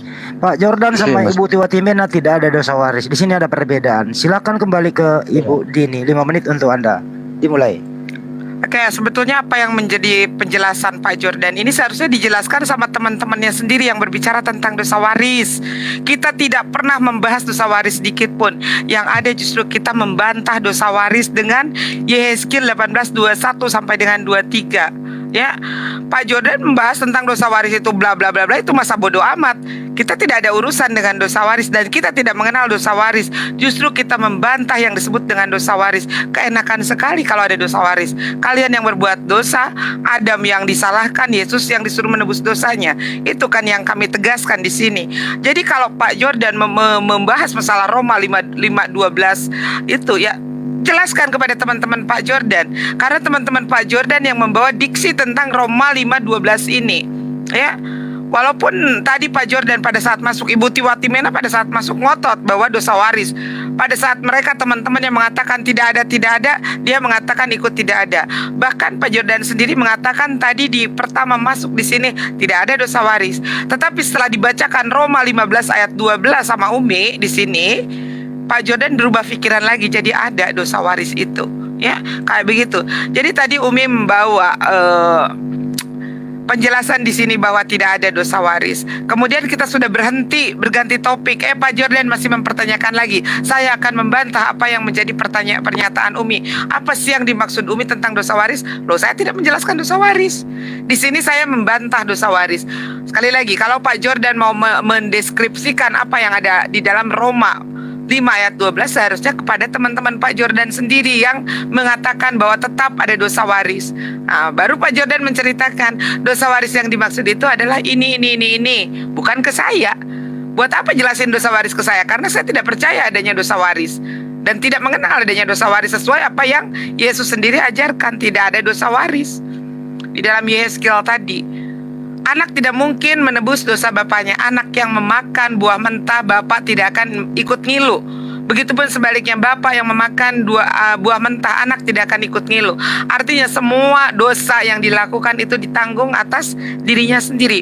Bahkan di sini Yesus mengatakan di dalam Markus 10:17 sampai dengan 19, pada saat ada yang bertanya kepada beliau, "Guru yang baik, apa yang harus kuperbuat untuk memperoleh hidup yang kekal itu?" Jawab Yesus apa? "Mengapa kau katakan aku baik? Tak seorang pun yang baik selain daripada Allah saja. Engkau tentu mengetahui segala perintah Allah. Jangan membunuh, jangan berzina, jangan mencuri, jangan mengucapkan saksi dusta, jangan mengurangi hak orang lain, hormatilah ayah dan ibumu." Nah, di sini Yesus sudah sangat jelas tentang konsep keselamatan itu bukan dengan cara dosa waris. Tetapi apa? Di sini Yesus mengatakan dengan gamblang, tidak perlu penafsiran lagi, bahwa konsep keselamatan seseorang itu harus mentaati hukum Taurat ya, yang kemudian dieliminasi oleh Paulus di dalam Efesus. Mau tidak mau itu harus diakui bahwa Paulus sudah mengeliminasi hukum Taurat dengan alasan tadi apa yang Bang Kenzo sampaikan, bahwa tidak semua manusia mampu menggenapi atau menjalankan hukum Taurat yang 613 mitzvot. Tetapi apa yang hukum Taurat yang pertama kali disampaikan oleh Allah di Bukit Tursina oleh kepada Nabi Musa, yaitu yang tentang 10 hukum Taurat. Seperti itu, ya. Jadi kembali tadi mengenai dosa yang diajarkan atau penebusan dosa yang diajarkan oleh bangsa Yahudi itu ada di dalam imamat, disuruh menyembelih hewan ternak hewan kurban. Jadi yang di sana digunakan adalah darah hewan. Ya kan, kemudian dia disampaikan oleh Paulus karena otaknya yang masih terpengaruh dengan ajaran paganisme, sehingga di sana harus mengorbankan darah manusia, apalagi di sana bukan manusia biasa tapi Yesus, darah Tuhan. Padahal di dalam imamat tidak mengajarkan pengorbanan darah manusia, itu tidak. Yang harus dikorbankan apa? Di dalam imamat 17 ayat 11. Di dalam imamat tadi, imamat berapa ya? Imamat ya 17 ayat 11, karena nyawa makhluk ada di dalam darahnya, dan aku telah memberikan darah itu kepadamu di atas mezbahmu untuk mengadakan perdamaian bagi nyawamu, karena darah mengadakan perdamaian dengan perantara nyawa. Di sini yang dimaksud imamat 17:11 ini ada di imamat 16:11. Hukum harus mempersembahkan lembu jantan yang akan disembelih. Ia harus menjadi korban penghapus dosa baginya sendiri dan mengadakan perdamaian bagi keluarganya. Haruslah memilih lembu jantan itu. Jadi bukan darah Yesus tapi darah lembu, ya, di dalam imamat, yang kemudian dirubah di dalam Ibrani 9 ayat 22, dan hampir segala sesuatu disucikan dalam hukum Torah dengan darah. Tanpa pengumpahan darah tidak ada pengampunan. Tapi salahnya darah Yesus loh yang dikorbankan, bukan darah lembu. Silakan Uni. Moderator. Bang Andi tidur ya? Bang Andi. Oke lah. Langsung saya aja Uni, ya. Oke, kembali lagi saya sampaikan di sini ya. Saya akan berbicara sebagai seseorang yang memiliki akal sehat, yang bahkan sudah mulai ternyata diikuti oleh beberapa teman yang menentang adanya dosa waris. Cukup luar biasa. Tetapi ternyata itu yang saya sampaikan tadi. Pak Jordan tidak tepat kalau bertanya bagaimana kalian mendefinisikan dosa waris kepada kami Muslim, melainkan justru dari pihak Kristen sendirilah yang mendefinisikan dosa waris. Sungguh pun Pak Jordan sendiri menyatakan dosa waris tidak ada, tapi Pak Jordan berusaha menjelaskan dosa waris itu. Ini sangat lucu gitu loh. Makanya saya bilang ketika kita berdiskusi, mohon pernyataan di awal tidak dibantah di pernyataan selanjutnya. Nah, oke. Mungkin saya berbicara dari perspektif Islam. Di dalam Al-Quran sendiri dinyatakan bahwa pada dasarnya orang yang bayi yang baru lahir itu fitrahnya adalah Muslim. Maka yang membentuk karakternya adalah orang tuanya, menjadikan dia Yahudi atau Nasoro. Itu Tuhan di dalam Islam, ya. Nah, kalau kita lihat di dalam Al-Quran ini, pernyataan Allah itu sangat terkorelasi dengan bagaimana keilmuan yang sudah ribuan tahun setelah Al-Quran muncul, yaitu dalam ranah psikologi. Ya, kullu maulud yulad alal fitrah, ya. Kullu mauludin yulad alal fitrah. Jadi yang setiap anak yang lahir itu suci. Kalau Pak Jordan mengimani adanya dosa menjalar tadi seperti ubi jalar itu, nah pertanyaan kita akan muncul setelah itu. Apa? Nah, ketika Yesus menebus dosa itu, dosa yang menjalar, apakah menjalarnya tetap menjalar atau terhenti? Ketika orang-orang Kristen beriman kepada Yesus, apakah mereka terhenti dari berbuat dosa? Tidak. Atau konsekuensinya ada dua option. Pertama adalah ketika Yesus menebus kalian dari dosa yang menjalar itu, maka harusnya secara logika menjalarnya dosa itu terhenti karena sudah ditebus. Atau tetap dosa itu menjalar, tetap kalian berpotensi membuat dosa, tapi dosa kalian tidak dianggap dosa. Artinya kalian dianggap suci walaupun berdosa gitu, karena dosanya sudah ditebus Yesus. Maka ini penjelasan ini yang kami ingin dengarkan secara apa ya? Ya kalau bisa pakai data dan pakai dalil gitu. Ya, jangan membantah pernyataan kalian di awal.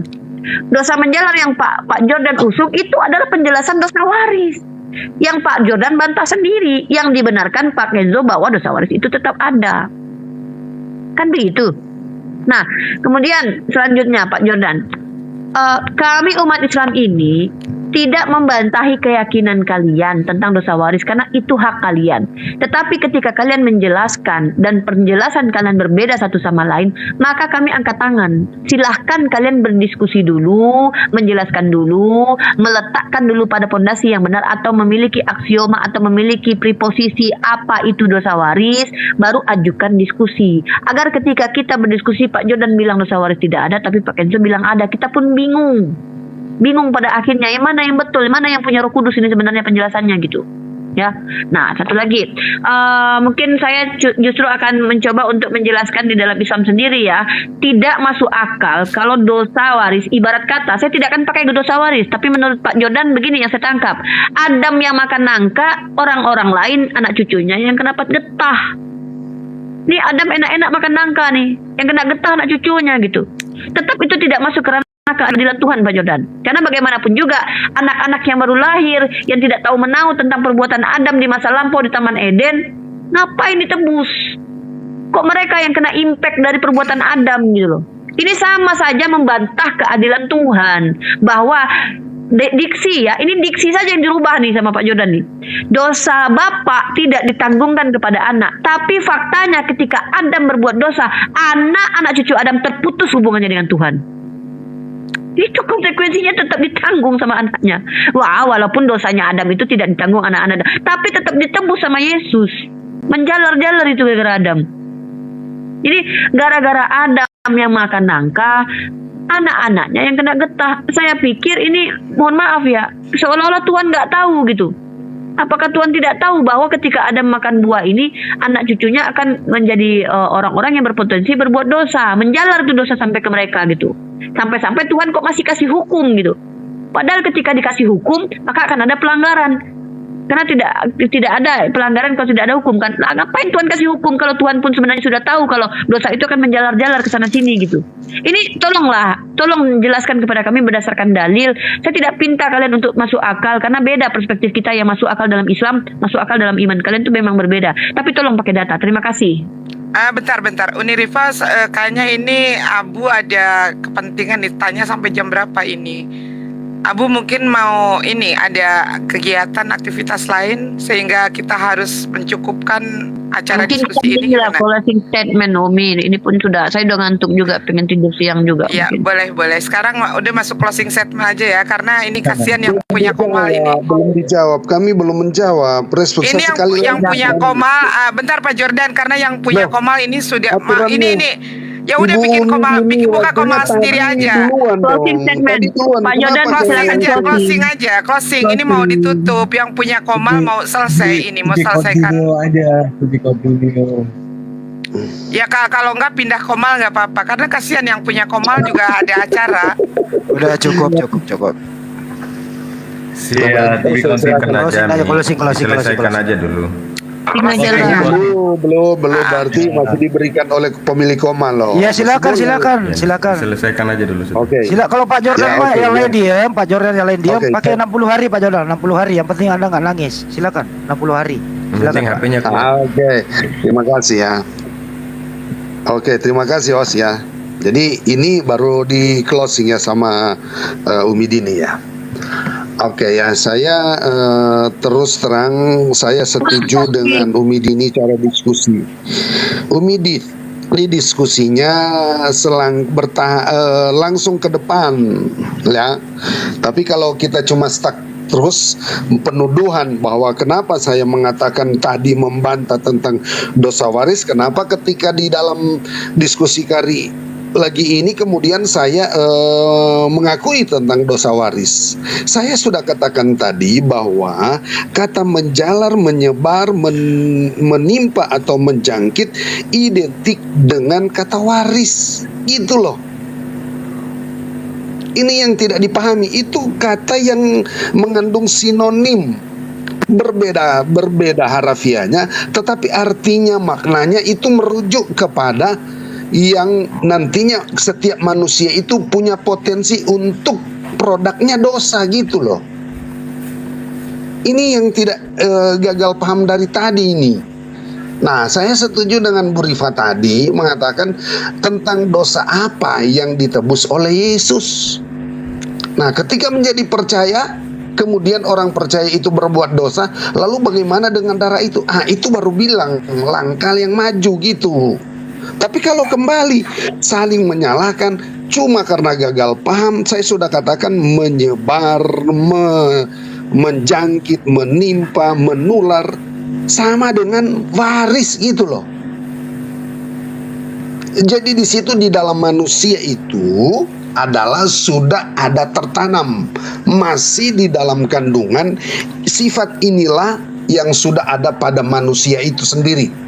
Jadi katakanlah ini sebagai kodrat yang negatif, yang karena ini bukan ciptaan Tuhan, bukan kodrat ciptaan Tuhan, tapi kodrat karena ini perbuatan pelanggaran hukum Tuhan ketika peristiwa di Taman Eden. Kata kematian inilah yang membuat ini menjalar, menyebar, menimpa, menjangkit, mewarisi. Ini yang merupakan satu kata kunci yang saya sudah katakan tadi. Itu adalah ciptaan sekunder daripada Allah. Sebab ketika waktu Tuhan menciptakan langit dan bumi, ini pohon ini sama sekali tidak berpengaruh bagi mereka. Ya, karena di sana dikatakan di dalam penciptaan itu mengatakan ada pohon di sana, pohon yang biasa, pohon kehidupan, dan pohon apa? Baik dan yang jahat. Nah, kemudian ada aturan di situ. Ini satu pohon ini jangan dimakan. Jika engkau memakannya pasti engkau mati. Kematian yang ada ketika mereka melanggar itu, yaitu pertama, mereka berada pada dunia baru, yaitu dunia baik dan yang jahat. Kalau mereka makan pohon kehidupan, mereka akan berada lagi di dunia yang baru, yaitu dunia kehidupan. Nah, sekarang mereka berada di dalam dunia baik dan yang jahat itu. Itu efeknya, ya. Yang pertama. Yang kedua, kematian secara fisik, yaitu manusia kembali ke debu tanah yang disebut dengan pemisahan tubuh, jiwa, dan roh manusia. Ya, Adam tidak mencapai 1000 tahun kemudian dia mati. Ya, jadi pemisahan tubuh, jiwa, dan roh. Yang ketiga adalah kematian hubungan antara Allah dengan manusia itu bukan terputus total, tetapi hanya orang-orang tertentu yang berkenan kepada Tuhan yang dia temui. Selain itu tidak ada, Allah tidak mau berhubungan dengan manusia yang lain. Cuma garis yang disebut garis keturunan benang merah, ya. Yang ketiga yaitu kematian di dalam neraka. Ya, poin yang pertama, kedua, dan ketiga itu bisa ditebus, tetapi kematian yang ada di dalam neraka itu tidak bisa ditebus. Tidak ada pengampunan lagi ketika orang itu berada di dalam neraka. Ya, itulah kematian yang saya katakan itu bahagian dari pada udah 60 hari kayaknya nih Pak Jordan. Loh, kenapa? Udah kepanjangan Pak. Udah selesai waktunya. Udah Pak, udah lewat Pak. Saya ada waktu. Udah. Oke. Umi closing statement juga ya, Pak Jordan barusan sudah closing statement. Umi closing statement juga ya. Pernyataan Pak Jordan ini menambah ketidakkonsistenan Pak Jordan. Tadi Pak Jordan mengatakan, kalau saya setuju dengan Uni Rifa, udah jangan berbicara lagi dosa waris. Kita kan yang sedang kita bahas ini adalah apa sih yang ditebus oleh Yesus. Tapi lagi-lagi Pak Jordan membahas dosa waris yang tidak kita percayai sebetulnya. Pak Jordan kalau membahas dosa waris silahkan nanti internal kekristenan saja, begitu kan?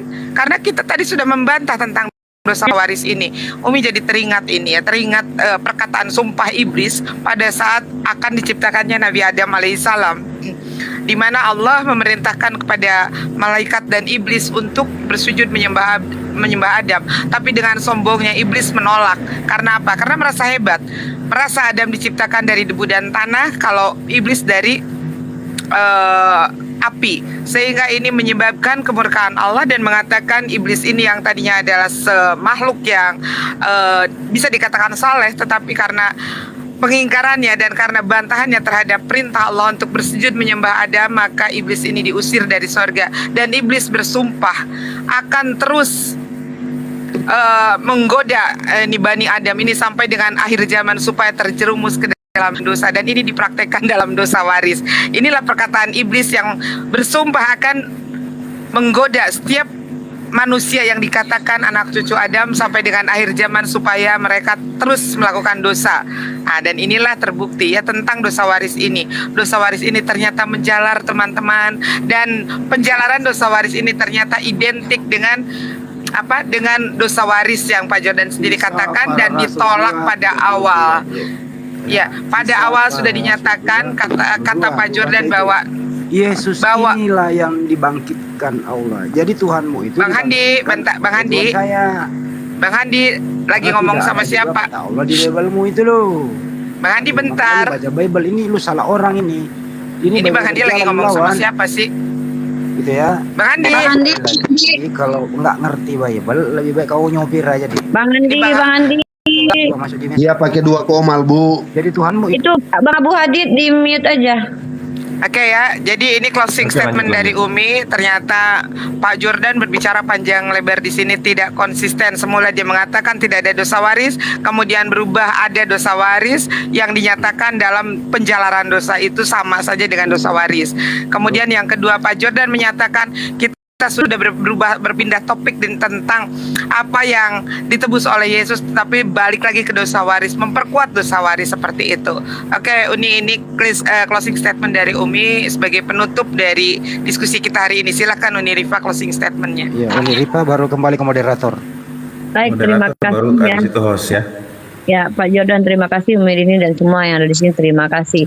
Poin yang perlu saya ambil di sini adalah memang secara logika kalau kita bicara tentang dosa waris itu tidak masuk akal. Kenapa? Bagaimana mungkin Tuhan membiarkan si Adam yang berbuat dosa lalu diwariskan? Memang ini yang kita bantahi sebagai umat Islam karena kita tidak mengenal ini. Bahkan saya sudah membacakan dari dalam Al-Quran sendiri, fitrahnya orang yang baru lahir itu Muslim, mereka itu dijadikan Nasrani atau Yahudi oleh orang tuanya. Ini sejalan dengan ilmu psikologi di mana faktor pendukung perubahan karakter dan perilaku karena asbab lingkungan. Nah, artinya manusia itu bisa diajarkan di mana itu termaktub dalam surah Al-Baqarah. Bismillahirrahmanirrahim. Wa 'allama Adamal asma'a kullaha summa radahum 'alal malaikati faqala ambiuni bi asma'iha ulai in kuntum shadiqin. Ini ayat yang sering saya bawa di mana ini bukti bahwa manusia itu punya sesuatu yang istimewa di dalam dirinya, bisa diajarkan dan belajar.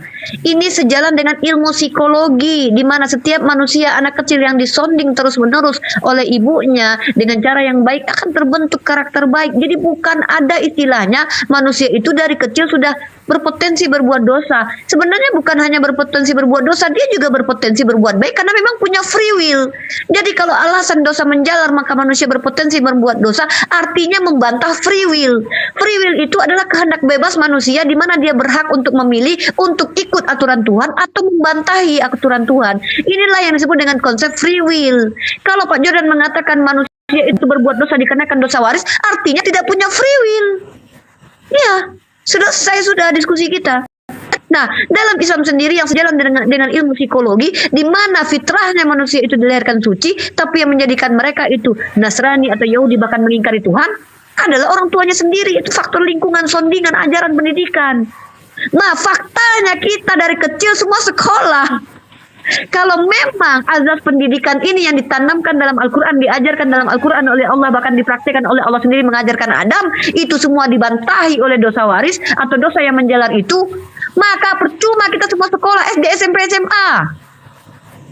Percuma, karena belajar artinya merubah perilaku dalam makna yang disepakati para ilmuwan. Belajar. Jadi kalau memang pada dasarnya manusia itu semuanya akan cenderung berbuat dosa, berpotensi berbuat dosa, ngapain kita belajar lagi semua gitu loh. Karena bagaimanapun kita belajar, bagaimanapun kita mengikuti aturan Tuhan, yang namanya kita tetap akan menjadi manusia seonggok yang akan berdosa terus-menerus karena sudah menjalar. Yang katanya diganti dari dosa waris menjadi dosa menjalar, yang menjadi sumber premier dan ciptaan premier dan sekunder menurut Pak Jordan. Tidak peduli mau ciptaan premier kayak ciptaan sekunder, tetap aja ciptaan Tuhan. Kematian itu, ini komentar Pak Jordan yang saya ambil, saya ingat dari tadi nih. Kematian itu adalah ciptaan sekunder. Mau sekunder kayak premier, kayak tritier, kayak portier, kayak nggak peduli. Yang penting itu ciptaan Tuhan. Artinya Tuhan membuat konsekuensi kalau kalian melakukan kesalahan. Kalau Tuhan sudah memberikan konsekuensi ketika kalian melakukan kesalahan, kok Tuhan apakah tidak tahu kalau manusia ini akan hidup seumur hidupnya sampai di zaman Yesus akan berbuat dosa? kok masih dikasih aturan-aturan gitu loh. Ini ibarat kata anak kecil umur 5 tahun nggak ngerti apa-apa dikasih hukum. Lalu ketika dia melanggar hukum itu Tuhan marah ini. Macam mana ini begini? Makanya saya tidak pernah jadi Kristen nih. Alhamdulillah saya Muslim. Allah saya nyatakan bahwa kamu Rifa, kecilmu itu kamu tidak berdosa, tapi kamu Muslim. Apa kamu berserah? Faktanya tidak ada anak kecil bayi yang bisa menentukan hidupnya. Dia berserah kepada orang tuanya. Muslim dia. Dan orang tuanya itu adalah wakil Tuhan ketika dia menjaga. Artinya bayi ini berserah di tangan orang tuanya. Inilah konsep Muslim. Kami umat Islam ini dilahirkan pada dasarnya Muslim karena orang tua kami pada akhirnya yang membentuk karakter kami menjadi ingkar kepada Allah atau tunduk patuh kepada Allah. Dan apa yang disampaikan dalam Al-Quran ini yang diajarkan oleh Allah dan surah Al-Baqarah pun terkorelasi dengan ilmu pengetahuan yang diambil, yang dibenarkan oleh orang-orang yang disebut dengan ilmuwan dari ranah psikologi, bahwa memang karakter terbentuk karena asbab lingkungan. Ya, kalau dosa waris, kalau genetik, silahkan sebutkan secara ilmiah, adakah dosa secara genetik menjalar? Adakah bapaknya seorang, mohon maaf, bapak seorang pencuri, maka pencurian itu akan diwariskan kepada anaknya, anaknya akan ikut mengikuti jejak bapaknya? Coba tunjukkan dasarnya. Ya, jadi kami di sini umat Islam menggunakan ayat Al-Quran boleh kalau kami ingin membuktikan kebenaran Al-Quran dengan cara apa? Mengkorelasikannya dengan ilmu pengetahuan dan realita yang kita lihat. Di mana kita semua belajar, di mana manusia bisa diajar. Artinya ada orang baik dan orang jahat. Itu buktinya apa? Ada itu istilahnya dosa menjalar.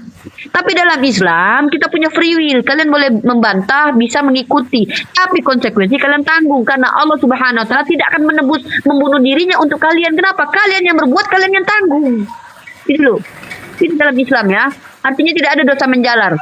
Yang ada adalah kalian punya free will memilih untuk ikut dan tunduk pada Allah atau ingkar kepada Allah Subhanahu Wa Taala. Karena kalian bukan robot, bukan patung, tetapi kalian punya kehendak. Kalian punya kehendak bebas untuk mengikuti atau ingkar kepada Allah. Itulah bedanya kita dengan malaikat.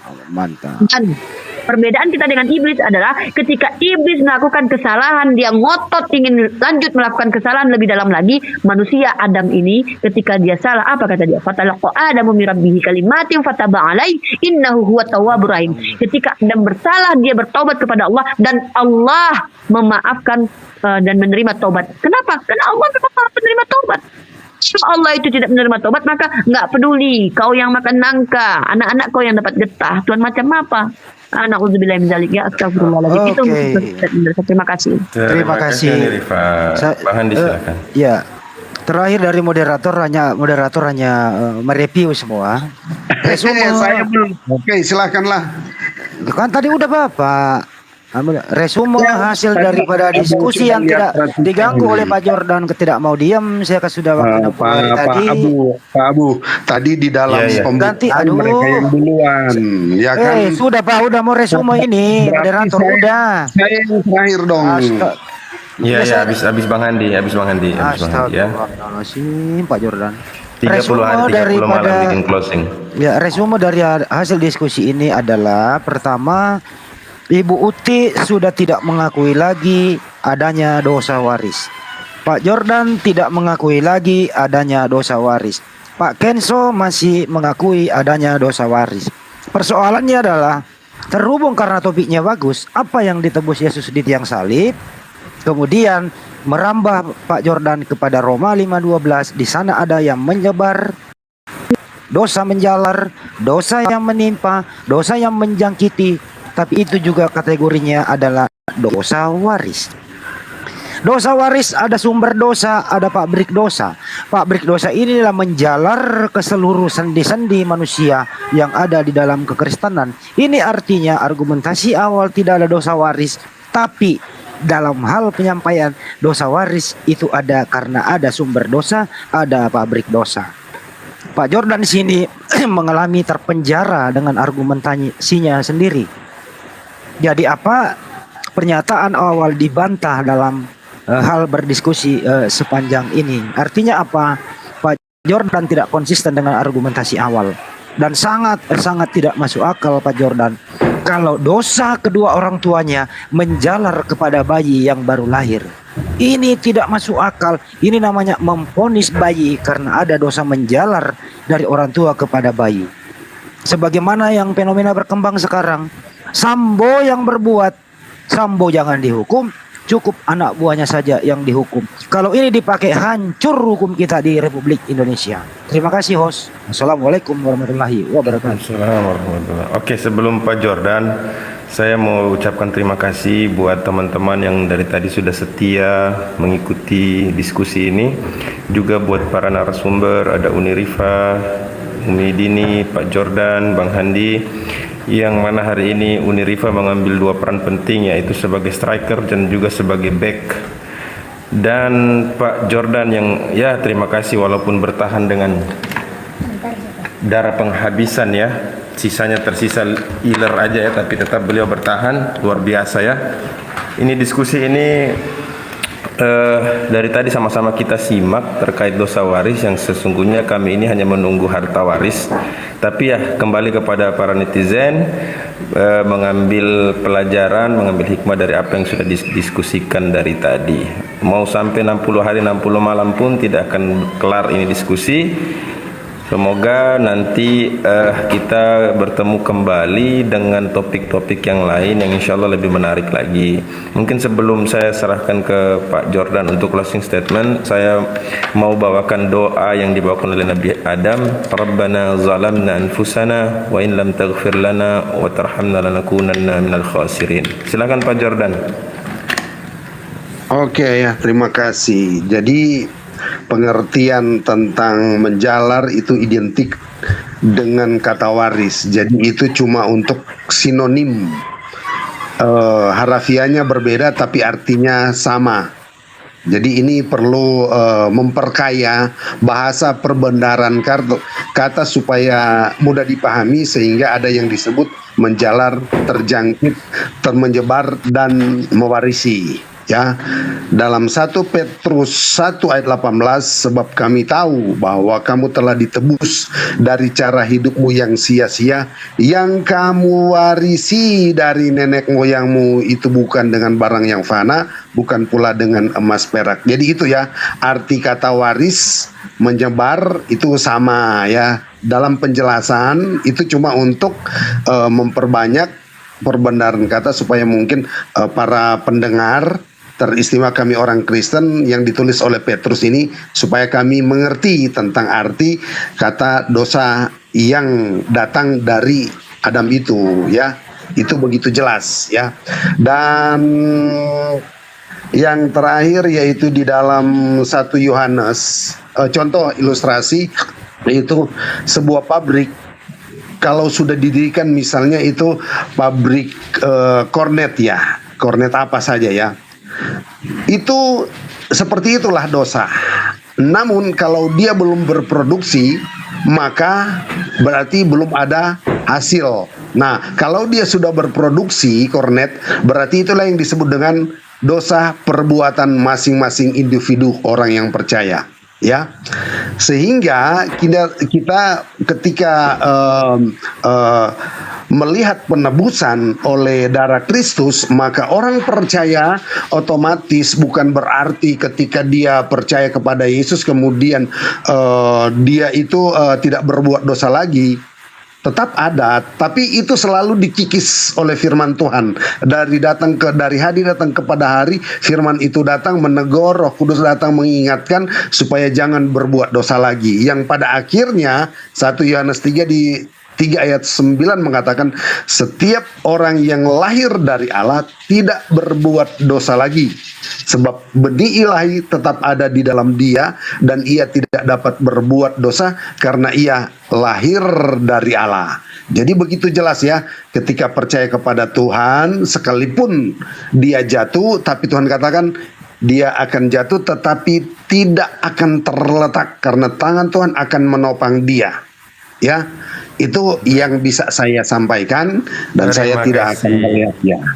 Oke, terima kasih. Sebagai bentuk penghormatan kami di sini, kami meminta Pak Jordan menutup diskusi ini dengan doa dari Pak Jordan. Silakan Pak Jordan.